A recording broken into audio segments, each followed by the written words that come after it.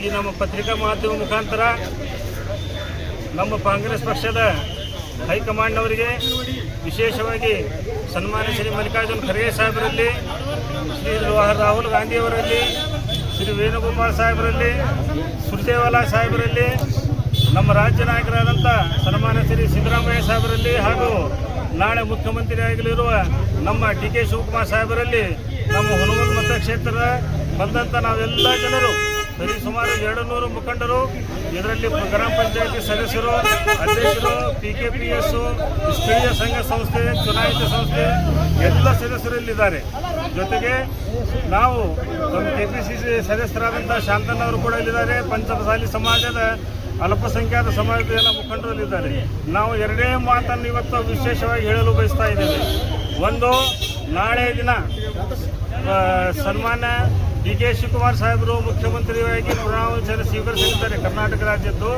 ಅವರ ಜೊತೆಗೆ ನಮ್ಮ ಕ್ಷೇತ್ರದ ಶಾಸಕರಾದಂಥ ಸನ್ಮಾನ್ಯ ಡಾಕ್ಟರ್ ವಿಜಯಾನಂದ ಕಾಶಪ್ಪನವರಿಗೂ ಕೂಡ ಸಚಿವ ಸ್ಥಾನದ ಪ್ರಮಾಣವಚನ ಬೋಧಿಸಬೇಕು ಪ್ರಥಮ ಹಂತದಲ್ಲಿಯೇ.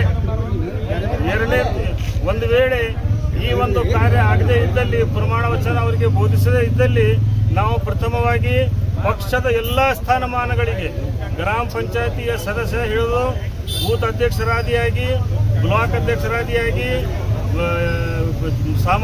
ಸಾಮಾಜಿಕ ಜಾಲತಾಣದ ಅಧ್ಯಕ್ಷರು ಸದಸ್ಯರಾದಲ್ಲಿ, ಗ್ಯಾರಂಟಿ ಅನುಷ್ಠಾನ ಸಮಿತಿ 2 ತಾಲೂಕಿನ ಅಧ್ಯಕ್ಷರು ಸದಸ್ಯರು ಮತ್ತು ಎಲ್ಲ ಪಕ್ಷದ ಎಲ್ಲ ಒಂದು ಸ್ಥಿರದ ಎಲ್ಲ ಒಂದು ಸದಸ್ಯರು ನಾವು ರಾಜೀನಾಮೆ ಕೊಡಲಿಕ್ಕೆ ಸಿದ್ಧರಿದ್ದೇವೆ.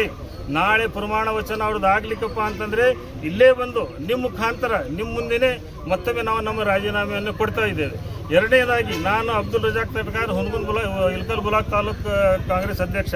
ನಾನು ಅಲ್ಪಸಂಖ್ಯಾತ ಬಾಂಧವರಿಂದ, ನಮ್ಮ ಸಮಾಜದ ಬಾಂಧವರಿಂದ ಒಂದು ಮಾತು ಹೇಳ್ತಾ ಇದ್ದೇನೆ. ಹೈಕಮಾಂಡಿಗೆ ಒಂದು ಎಚ್ಚರಿಕೆ ಕೊಡ್ತಾ ಇದ್ದೇನೆ.